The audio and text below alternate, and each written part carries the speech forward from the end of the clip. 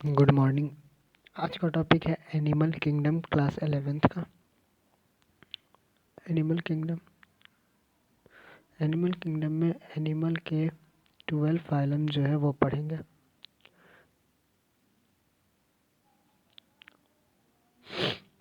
सबसे पहले 12 फाइलम का एक ब्रीफ देखेंगे, उसके बाद बेसिस ऑफ क्लासिफिकेशन, उसके बाद सारे फाइलम डिटेल में पढ़ेंगे। उसके बाद कुछ फाइलम के और क्लास वगैरह भी पढ़ेंगे। उसके बाद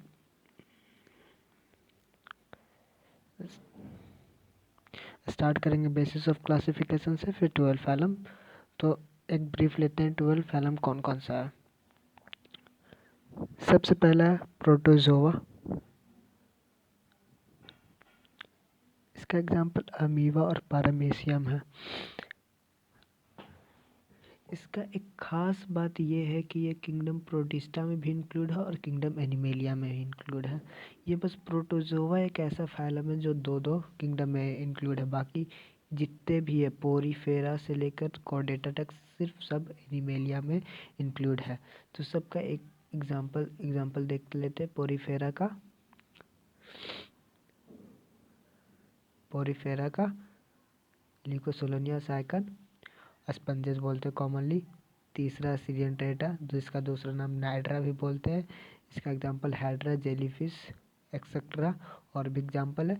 जब फाइलम डिटेल में पढ़ेंगे तब देखेंगे। टीनोफोरा का example pleurobrachia, ctenoplana, platyhelminthes, tapeworm, aschelminthes, ascaris, annelida, earthworm leech, arthropoda, insect, mollusca, pila, octopus etcetera, echinodermata, starfish, hemichordata, balanoglossus, chordata, fish, snake, bird, monkey, humans भी इसी में आते हैं।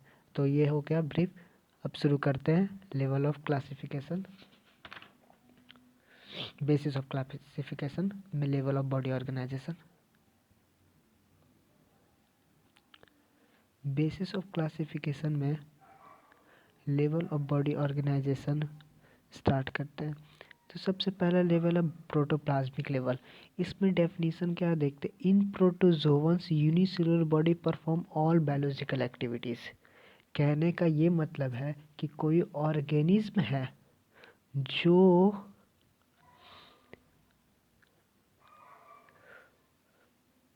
बस उसमें एक ही सेल सारा फंक्शन परफॉर्म कर रहा है। ये सेल है और यही सेल बॉडी का सारा फंक्शन परफॉर्म कर रहा। फंक्शन मतलब बायोलॉजिकल एक्टिविटी, जितने भी बायोलॉजिकल एक्टिविटी होते हैं बस एक सेल कर रहा है। वैसे ऑर्गेनिज्म को प्रोटोप्लाज्मिक लेवल बोलते हैं और ये प्रोटोजोअन्स में होता है प्रोटोप्लाज्मिक लेवल। इसमें दो एक खास बात ये यूनिसेलुलर होता है बस, और कुछ नहीं। अब आते हैं दूसरा लेवल ऑफ बॉडी ऑर्गेनाइजेशन। दूसरा लेवल ऑफ बॉडी ऑर्गेनाइजेशन है सेलुलर लेवल। सेलुलर लेवल कहने का मतलब ये है कि कोई ऑर्गेनिज्म है जो मल्टी सेलुलर है।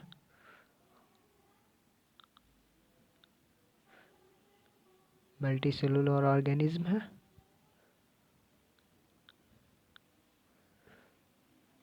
जो अपना डिवीजन ऑफ लेबर बांट रखे हैं। डिवीजन ऑफ लेबर कर रखे हैं मतलब कि ये कुछ सेल सेम फंक्शन कर रहे हैं, कुछ सेल सेम फंक्शन कर रहे हैं और वो वही फंक्शन कर रहे हैं, और ये सेल वही फंक्शन कर रहे हैं, ये सेल वही फंक्शन कर रहे हैं। मतलब सब अपना अपना सेल जो जो काम कर रहे हैं वो अपना बांट रखे हैं। डिवीजन ऑफ लेबर, सारा फंक्शन कौन सेल क्या करेगा ये बांट रखा है। वैसे ऑर्गेनिज्म को सेलुलर लेवल कहते हैं। इसमें एक चीज़ क्या नोट करना है कि ये टिश्यू एब्सेंट होता है। इसमें टिश्यूज जो होते हैं वो एब्सेंट होते हैं और इसमें जो सेल अरेंजमेंट है वो लूज एग्रीगेट के फॉर्म में होता है। जो सेल है वो लूज एग्रीगेट के फॉर्म में होता है और ये स्पंजेस में सेलुलर लेवल होता है। स्पंजेस में सेलुलर लेवल होता है। तो क्लियर हो गया होगा सेलुलर लेवल। एक बार फिर से बताता हूँ।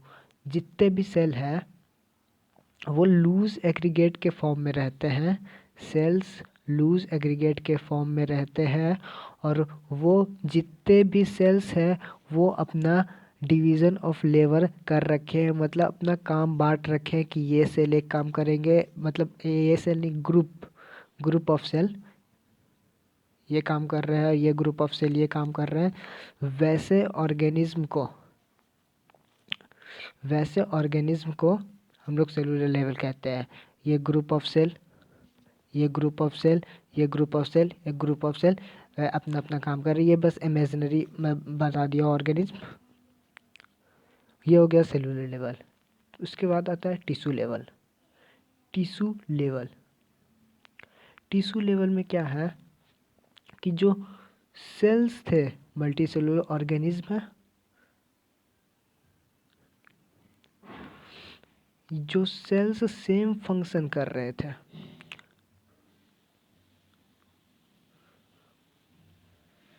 मान के चलो ये सेल सेम फंक्शन परफॉर्म कर रहे थे, ये सेल्स सेम फंक्शन परफॉर्म कर रहे थे, ये सेल्स सेम फंक्शन परफॉर्म कर रहे थे। तो जो सेल्स सेम फंक्शन परफॉर्म कर रहे थे वो मिलके एक टिश्यू फॉर्म कर रहे थे। ये टिश्यू बना लिया, ये भी टिश्यू बना लिया, ये भी टिश्यू बना लिया। तो इस टाइप के ऑर्गेनिज्म को हम लोग टिश्यू लेवल ऑफ ऑर्गेनिज्म बोलते हैं। टिश्यू लेवल, इसका एग्जाम्पल है सिलियंट्रेट और टीनोफोर। सिलियंट्रेट और टीनोफोर, फाइलम सिलियंट्रेट और टीनोफोर, फाइलम सिलियंट्रेट और टीनोफोर। उसके बाद आता है ऑर्गन लेवल। ऑर्गन लेवल में क्या है कि जो सेल्स मल्टी सेलुलर ऑर्गेनिज्म है, जो सेल्स सेम फंक्शन परफॉर्म कर रहे थे, वो टिश्यूज बना रहे थे। जो सेल्स सेम फंक्शन परफॉर्म कर रहे थे वो टिश्यू बना रहे थे। अब इस ऑर्गन लेवल में जो सेल्स सेम फंक्शन कर रहे थे, जो टिश्यू बना रहे थे, अब वो टिश्यूज मिल करके वो टिश्यू मिल करके वो टिश्यू मिल करके वो टिश्यू मिल करके एक ऑर्गन बना रहे हैं। इसी को हम लोग ऑर्गन लेवल कहते हैं। इसका एग्जांपल है प्लेटीहेल्मिन्थेस। फिर आता है organ system level. Organ system level काफ़ी हाईली डेवलप एनिमल्स में होता है, एस्केल हेलमिन्थेस से लेकर के कॉर्डेटा तक। इसमें क्या है कि जितने भी ऑर्गन्स थे वो सारे ऑर्गन, जितने ऑर्गन हैं वो सारे ऑर्गन मिल करके एक ऑर्गन सिस्टम बना रहे हैं। ऑर्गन सिस्टम बना रहे हैं, ऑर्गन सिस्टम बना रहे हैं। मतलब ये है कि सारे ऑर्गन्स एक साथ मिलकर काम करेंगे इसमें। वैसे और लेवल ऑफ ऑर्गेनिज्म को ऑर्गन सिस्टम लेवल बोलते हैं। तो इसका एग्जांपल है एस्केलहेलमिन्थेस, एनिलेडा, आर्थ्रोपोडा, मोलस्का, इकानोडर्मेटा, कॉर्डेटा। ये हो गया ऑर्गन सिस्टम लेवल। यहाँ तक लेवल ऑफ बॉडी ऑर्गेनाइजेशन ख़त्म हो जाता है। एक बार ब्रीफ में फिर से बता देता हूँ। सबसे पहले प्रोटोप्लाज्मिक लेवल। प्रोटोप्लाज्मिक लेवल में एक सेल होता है, वही सारा फंक्शन परफॉर्म करता है बॉडी का। बॉडी का क्या है, वो यूनिसेलुलर ही है तो एक सेल ही रहेगा, ऐसा प्रोटोजोअन्स में ही होता है। दूसरा है सेलुलर लेवल। सेलुलर लेवल में जो सेल्स है वो लूज एग्रीगेट में,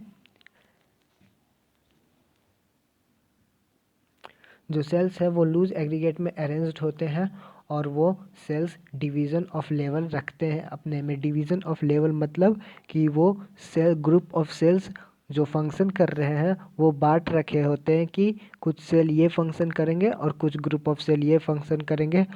वैसे लेवल ऑफ ऑर्गेनिज्म को सेलुलर लेवल कहते हैं। और इसमें एक खास बात है, ये टिश्यू एब्सेंट होता है और ये स्पंजेस में होता है। फिर तीसरा आता है टिश्यू लेवल। टिश्यू लेवल में वो है कि जो group of cell same function कर रहे थे, जो group of cell same function कर रहे थे वो मिल कर के टिश्यू फॉर्म कर रहे हैं, वो मिल कर के टिश्यू फॉर्म कर रहे हैं। और इसका एग्जांपल सिलियंट्रेट और टीनोफोर है। ऑर्गन लेवल में क्या है कि जो टिश्यूज है वो मिल कर के ऑर्गन बना रहे हैं और ऑर्गन सिस्टम लेवल में है कि सारे ऑर्गन मिलकर के एक साथ ऑर्गेनाइज वे में काम कर रहे हैं, वैसे को ऑर्गन सिस्टम कहते हैं। तो ये खत्म हो गया लेवल ऑफ बॉडी ऑर्गेनाइजेशन। उसके बाद शुरू करते हैं सिमेट्री, जो दूसरा बेसिस ऑफ क्लासिफिकेशन है। सिमेट्री दूसरा बेसिस ऑफ क्लासिफिकेशन है। सिमेट्री का सबसे पहला है एसिमेट्री, दूसरा है रेडियल सिमेट्री और तीसरा है बायलैटरल सिमेट्री। एक एक करके समझते हैं। एसिमेट्री में ये है कि कोई ऑर्गेनिज्म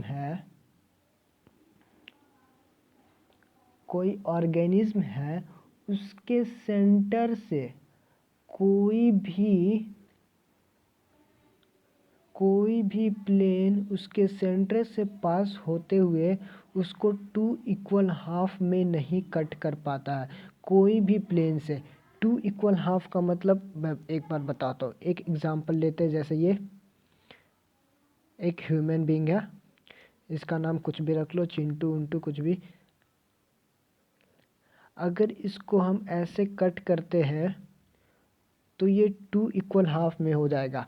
मतलब ये कि इसका एक हाथ इधर, एक पैर इधर, इसका एक हाथ इधर, एक पैर इधर, एक आँख इधर, एक कान इधर, एक आँख इधर, एक कान इधर, इस तरह से मतलब 2 इक्वली हाफ में कट जाता है। तो एसिमेट्री में वो 2 इक्वल हाफ में नहीं हो पाता, वैसे ऑर्गेनिज्म को एसिमेट्रिकल बोलते हैं। तो इसका एग्जांपल है स्पंजेस। स्पंजेस जितने भी होते हैं सब एसिमेट्रिकल होते हैं। स्पंजेस पोरीफेरा फाइलम में आते हैं। इसका एक डेफिनेशन देखो, when any plane passes through the center does not divide the body of animal into 2 equal half, does not divide the body of animal into 2 equal half, वैसे organism को asymmetrical organism बोलते हैं।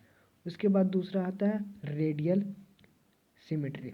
Radial symmetry का क्या है कि अगर कोई ऑर्गेनिज्म है उसके सेंटर से कोई भी प्लेन से पास होने वाला प्लेन उसको 2 इक्वल हाफ में कट कर देता है। कोई भी plane centre of axis body से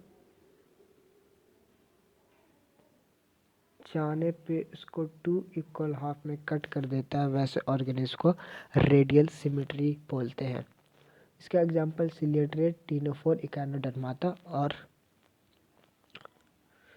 ये इकानोडर्माटा का एक खास बात है वो अभी बताते हैं। सबसे पहले ये इसका एक डायग्राम ये देखो, एक रियल ऑर्गेनिज्म का दिया हुआ है, ये इधर में इमेजिनरी बनाया था, ये दिया हुआ है। तो ये देखिए बीच में है सेंटर ऑफ एक्सिस बॉडी का, इसको कहीं से भी कट करने पे वो 2 इक्वल हाफ में कट हो जा रहा है, इसलिए वैसे ऑर्गेनिज्म को रेडियल सिमेट्रिकल बोलते हैं। इकानोडर्माटा का क्या है लफड़ा देखो। इकानोडर्माटा जो है वो एडल्ट स्टेज में तो वो रेडियल शो करता है, एडल्ट स्टेज में तो वो रेडियल शो करता है, रेडियल सिमेट्री। लेकिन उसका जो लार्वा स्टेज है इकानोडर्माटा का, लार्वा स्टेज, उसमें बायलैटरल शो करता है, बायलैटरल सिमेट्री।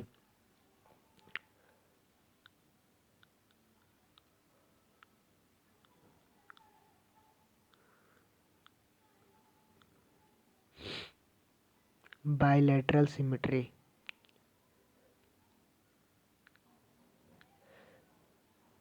ये रेडियल तक खत्म हो गया। अब आते हैं बायलैटरल सिमेट्री। बायलैटरल सिमेट्री क्या है?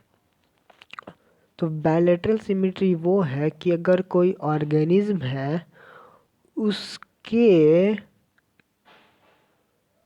सेंटर से अगर हम एक ही से कट मतलब एक ही प्लेन से कट कर पाते हैं 2 इक्वल हाफ में, एक ही प्लेन से बस, अगर कोई और प्लेन से हम लोग कट करते हैं तो वो 2 इक्वल हाफ में नहीं कट होता, तो वैसे ऑर्गेनिज्म को बायलैटरल सिमेट्री कहते हैं। मतलब ये है बायलैटरल सिमेट्री में कि अगर कोई बॉडी है उसको हम लोग बस एक प्लेन से किसी एक प्लेन से कट करने पे 2 इक्वल हाफ में हम लोग को मिल जाता है लेफ्ट और राइट आइडेंटिकल, वैसे ऑर्गेन्स को बायलैटरल सिमेट्री कहते हैं। इसका एग्जांपल प्लेटीहेलमिन्थेस से कॉर्डेट तक जितने भी फाइलम है, प्लेटीहेलमिन्थेस से कॉर्डेट तक जितने भी फाइलम है सब बायलैटरल सिमेट्री है। इसका एक एग्जांपल दिया हुआ है, देखिए ये देखिए, बस एक प्लेन से कट हो पा रहा है 2 इक्वल हाफ में, वैसे ऑर्गेन्स को बायलैटरल सिमेट्रिकल बोलते हैं। यहाँ तक सिमेट्री खत्म हो गया। उसके बाद शुरू करते हैं जर्मिनल लेयर। जर्मिनल लेयर मतलब क्या मन में आ रहा होगा? जर्मिनल लेयर मतलब कुछ जर्म सेल, मतलब कि एम्ब्रियोनिक स्टेज, कुछ यही फील आ रहा होगा मन में। तो अभी देखते हैं जर्मिनल लेयर है क्या। तो जब एम्ब्रियोनिक स्टेज में होते हैं, जब कोई ऑर्गेनिज्म एम्ब्रियोनिक स्टेज में होता है तब उसमें सबसे पहले एम्ब्रियो में जर्मिनल लेयर्स बनते हैं। जर्मिनल लेयर बनते हैं एम्ब्रियोनिक स्टेज में, जर्मिनल लेयर जो होते हैं वो बनते हैं। तो जर्मिनल लेयर कितने बनते हैं, 2 बनते हैं कि 3 बनते हैं, उसी बेसिस पे डिप्लोब्लास्टिक और ट्रिप्लोब्लास्टिक बोलते हैं। तो अब शुरू करेंगे हम लोग डिप्लोब्लास्टिक। डिप्लोब्लास्टिक क्या है अच्छे से देखते हैं। जर्मिनल लेयर में पहला है डिप्लोब्लास्टिक। डिप्लोब्लास्टिक में ये है कि एनिमल्स में जो एम्ब्रियोनिक स्टेज में जो एम्ब्रियोनिक लेयर्स होते हैं वो बस 2 होते हैं। जैसे इसमें है डिप्लोब्लास्टिक में, ये जो मैं लाइन बना रहा हूँ ध्यान से देखना, ये जो है ये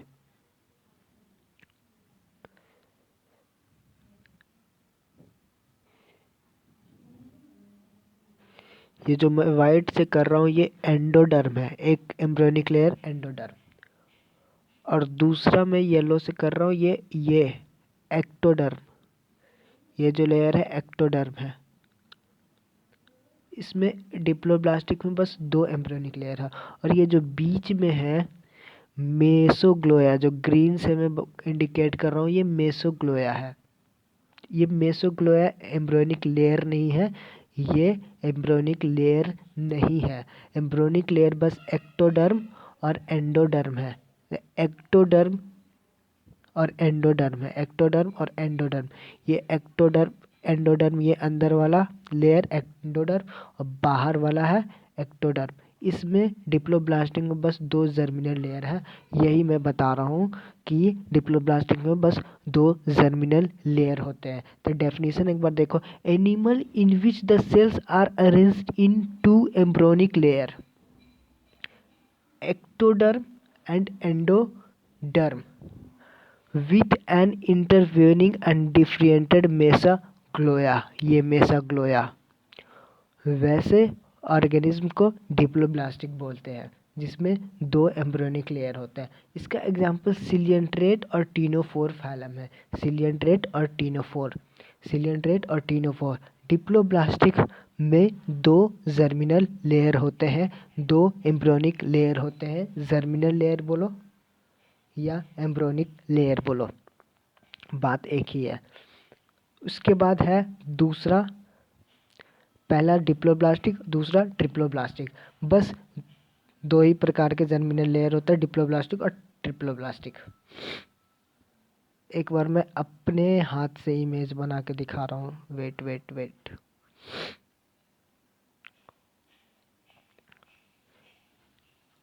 ये एंडोडर्म,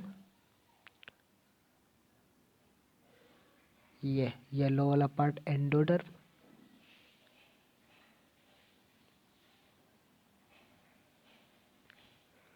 उसके बाद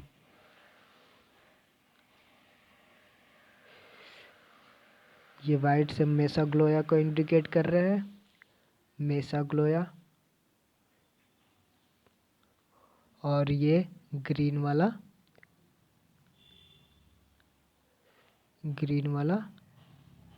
एक्टोडर्म। इसमें दो जर्मिनल लेयर है, एक एंडोडर्म और दूसरा एक्टोडर्म, इसलिए इसको डिप्लोब्लास्टिक बोलते हैं।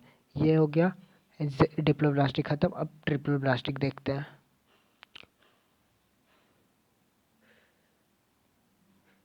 जिसको नोट करना है नोट कर सकता है, कर लो, नोट कर लो, जिसको जो करना है नोट कर लो। उसके बाद ट्रिप्लोब्लास्टिक पे आता है।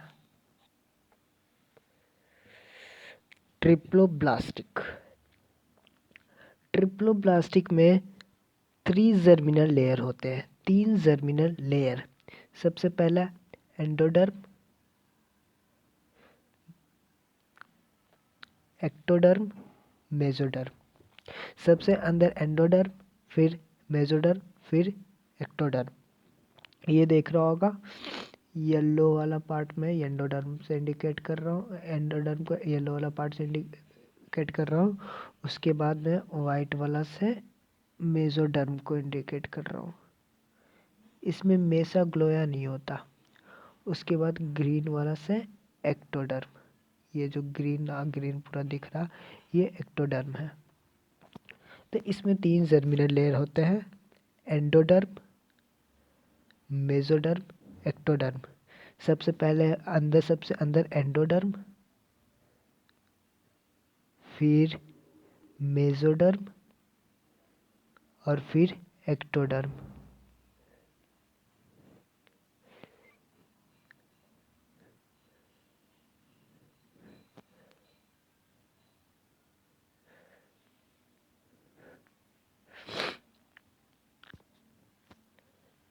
अब डेफिनेशन में क्या लिखा, those animal in which developing embryo has 3 germinal layer, mesoderm, in between ectoderm and endoderm.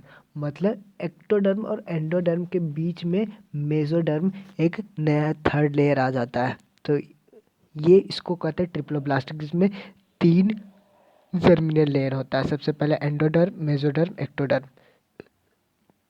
इसका एग्जाम्पल प्लेटीहेलमिन्थेस से कॉर्डेट तक जितने भी है सब ट्रिप्लोब्लास्टिक है। क्या है ट्रिप्लोब्लास्टिक में, और फिर से देखते हैं। सबसे अंदर है एंडोडर्म, फिर है मेसोडर्म, फिर है एंडोडर्म। मतलब 3 जर्मिनल लेयर जिस ऑर्गेनिज्म में होगा उसको ट्रिप्लोब्लास्टिक बोलते हैं। जर्मिनल लेयर यहाँ पे ख़त्म हो गया। एक बार ब्रीफ दे देता हूँ जर्मिनल लेयर का फिर से। डिप्लोब्लास्टिक जिसमें 2 जर्मिनल लेयर होता है, एक एंडोडर्म अंदर, बाहर एक्टोडर्म, उसके बीच में मेसोग्लोया। और ट्रिप्लोब्लास्टिक में सबसे अंदर एंडोडर्म, फिर मेसोडर्म बीच में, और तीसरा एक्टोडर्म। वैसे ऑर्गेनिज्म को जिसमें 3 जर्मिनल लेयर होता है उसको ट्रिप्लोब्लास्टिक बोलते हैं, और जिसमें 2 जर्मिनल लेयर होता है उसको डिप्लोब्लास्टिक बोलते हैं। ये हो गया जर्मिनल लेयर ख़त्म। अब हम लोग 4th level of classification, basis of classification, not level, basis of classification पे आते हैं। 4th बॉडी कैविटी और सिलोम।